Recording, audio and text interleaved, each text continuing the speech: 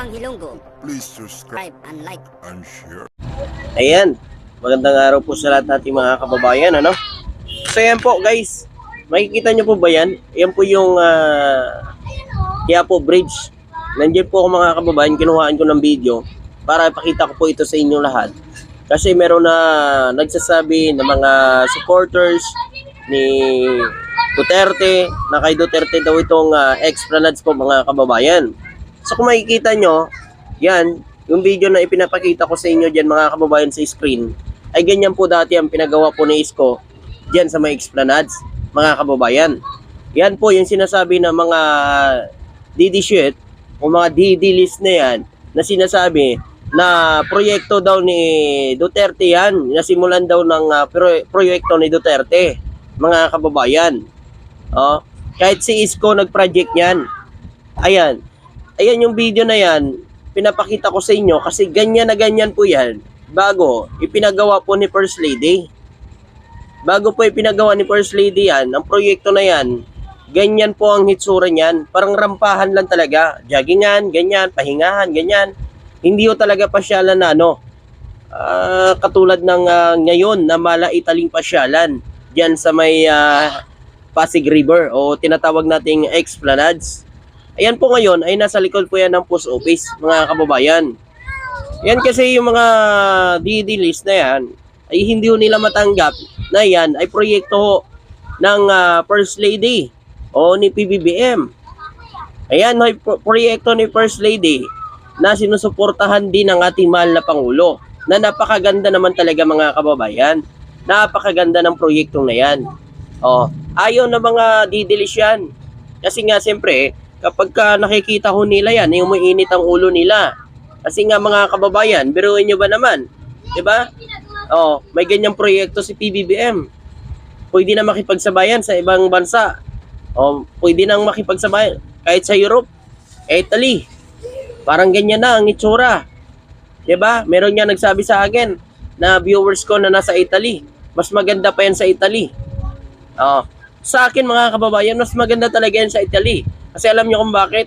Yan, nakikita ko, napupuntahan ko. Sa ibang bansa, hindi ko yan mapupuntahan. Kasi wala akong pera. Yan, nalalapitan ko at nakikita ko, talagang na-experience ko, nandun ako mismo, naapakan ko, kaya yan ang pinakamaganda.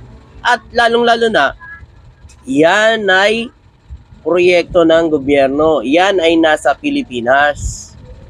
Dapat tangkilikin natin yan. Dapat suportahan natin yan. Kasi atin yan, mga kababayan. Hindi yan sa ibang bansa. Hindi na kung ano-ano pang sinasabi ninyo. Basta proyekto ng gobyerno, suportahan natin.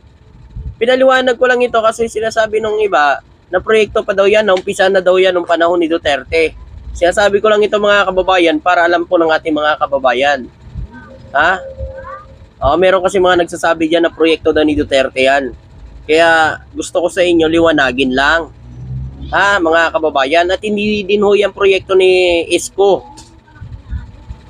Ay ganyan dati yung naumpisa ni Isko mga kababayan, bakal lang yung parang bilog lang na bakal yung parang rampahan lang talaga nung panahon ni Isko mga kababayan. So ayan kung nakita niyo dyan sa video, ganun lang talaga siya.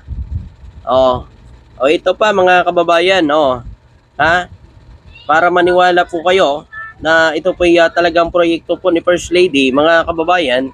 Ito, nag-research po ako mga kababayan, para alam po ninyo. Ito, Pasig River Esplanade, ayusin ang proyekto ni FL Lisa Marcos.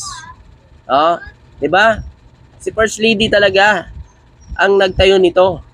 Kay First Lady po pa talaga itong proyekto na ito mga kababayan.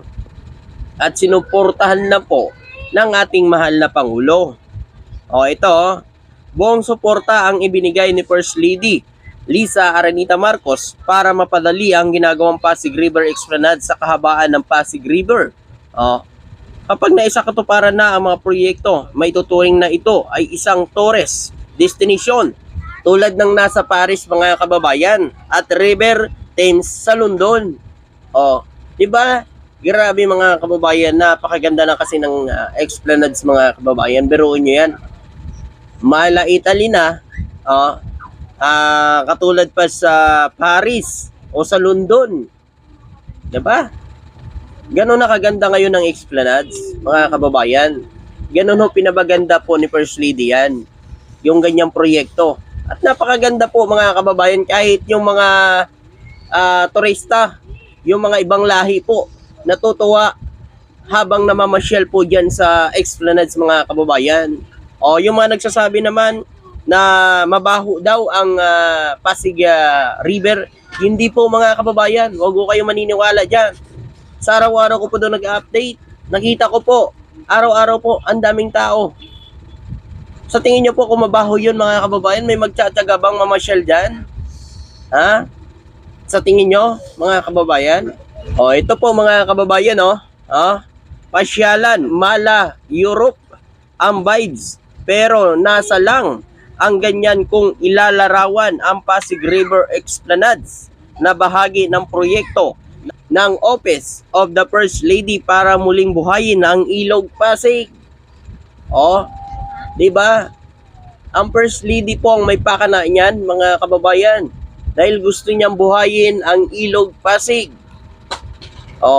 Di ba nagkaroon na ng buhay ngayon ng Ilog Pasig dahil sa Esplanades, mga kababayan?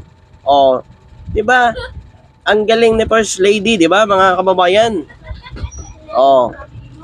Tapos sasabihin nyo, proyekto ni Duterte, baka yung sinasabi nyo po ay ang Binondo Bridge na dinonate po ng China. Yan po baka yung sinasabi ninyo. Baka yan.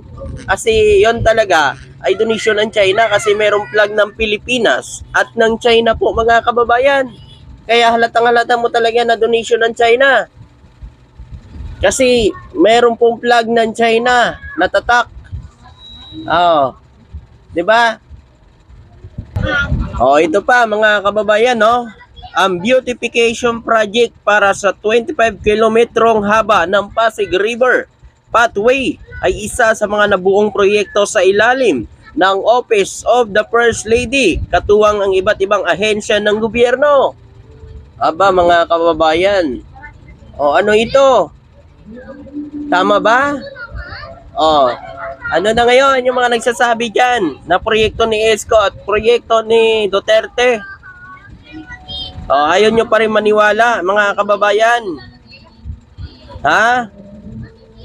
Kaya panahon na ayon sa Pangulo para ayusin at pagandahin ang Pasig River at gawing pasyalan at sentro ng turismo habang pinapalakas ang paggamit ng transportasyon sa pamamagitan ng libreng sakay na motorboat. Di ba? Makakatulong din ito para lumago din ang turismo dito sa bansa natin. Bagong pasyalan ng mga turista dito sa bansa natin. Hindi pa nga tapos mga kababayan. Araw-araw ako dun. Pero ang dami kong namamasyal na ibang lahi. At natutuwa sila. Natutuwa sila na may ganyan na dito sa Pilipinas. Mala Italy nga kung tawagin natin. Pwede na nga rin makipagsabayan sa iba't ibang bansa kasi sa may mga ganyan na tayong pasyalan, mga kababayan, yun pa dito. Ang pagpapaganda ng Pasig River ay pinangangasiwaan ng Interagency Council o the Pasig River Urban Development at kasamang tumutulong dito si First Lady. Mga kababayan, di ba? Proyekto talaga ito ng First Lady, mga kababayan, at tinutulungan siya ng mga ahensya ng gobyerno para maisakatuparan nito. Ayaw kasi maniwala ng mga, alam nyo na, ang gusto lang kasi nila yan sirain ang pamilya Marcos. Ganun lang ang gusto ng mga yan, mga kababayan. Iba nga sabi ng amo nila sisirain nila. Gagawa sila ng mga video ngayon. Tatangahan na lang talaga ng mga supporters nila na naniniwala pa sa kanila. Kasi nga gusto lang nila makabalik sa kapangyarihan. Ganon lang yun. Kaya ganon yan sila. Todo sila panidira sa gobyerno ngayon kay PBBM para mabalik sa kapangyarihan. So po mga kababayan, maraming salamat po at magandang araw po sa inyo lahat. God bless po at magandang araw po.